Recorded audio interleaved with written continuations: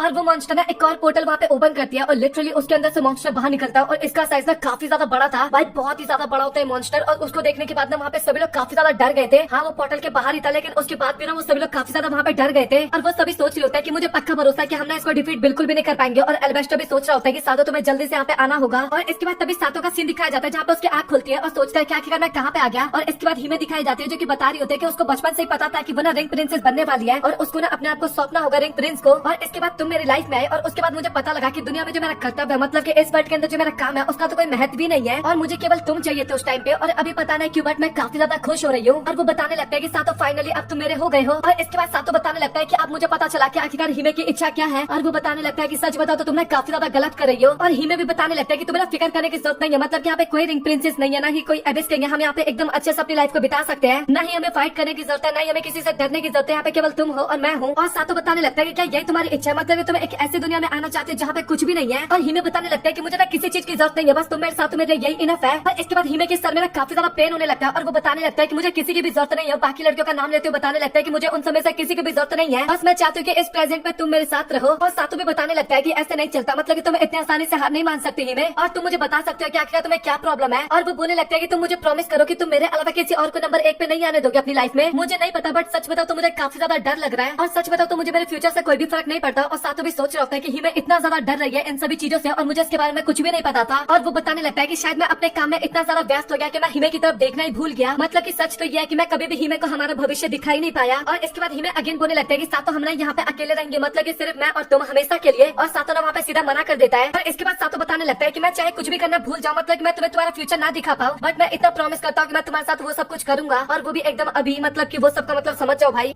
तो इसी के साथ ये एपिसोड यहाँ पे होता है खत्म। तो आप लोग कमेंट सेक्शन बताओ कि आप लोगों का आज का एपिसोड कैसा लगा। अगर आप लोगों को वीडियो पसंद आया तो वीडियो को लाइक कर देना और अगला एपिसोड सच में काफी ज्यादा कमाल का होने वाला है, तो उसके लिए वीडियो को हाइप भी कर देना। तो मिलता है आप लोगों से अगले वीडियो में, तब तक के लिए गुड बाय।